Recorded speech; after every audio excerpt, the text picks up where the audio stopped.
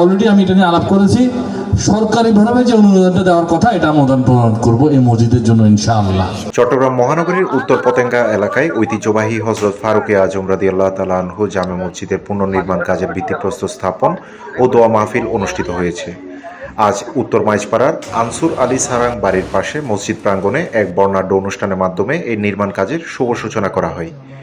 অনুষ্ঠানে প্রধান অতিথি হিসেবে উপস্থিত ছিলেন বাংলাদেশ জাতীয়তাবাদী দল বিএনপির আন্তর্জাতিক বিষয়ক উপকমিটির সদস্য ইসরাফিল খসরু।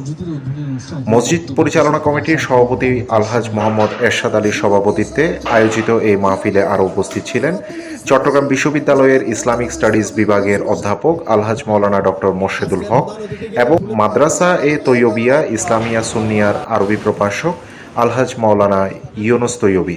অনুষ্ঠানে বিশেষ অতিথি হিসেবে আরও উপস্থিত ছিলেন চট্টগ্রাম মহানগর বিএনপি যুগ্ম আহ্বায়ক মোহাম্মদ মিয়া ভোলা, পতেঙ্গা থানা বিএনপি সাবেক সভাপতি মোহাম্মদ নুরুল আফসার, সাবেক সাধারণ সম্পাদক মোহাম্মদ শাহাবুদ্দিন, পতেঙ্গা ও হালিশহর আঞ্চলিক শ্রমিক দলের সভাপতি মোহাম্মদ আবু জাফর, 40 নম্বর ওয়ার্ড বিএনপির সাবেক সভাপতি মোহাম্মদ হারুন কোম্পানি, পতেঙ্গা থানা বিএনপির সাবেক সহসভাপতি মোহাম্মদ সোলাইমান এবং সাবেক যুগ্ম সম্পাদক মোহাম্মদ আলমগীর সহ স্থানীয় গণ্যমান্য ব্যক্তিবর্গ। ভিত্তিপ্রস্তর স্থাপন শেষে মসজিদের সমৃদ্ধি এবং মুসলিম উম্মার কল্যাণ কামনা করে বিশেষ মোনাজাত পরিচালনা করা হয়।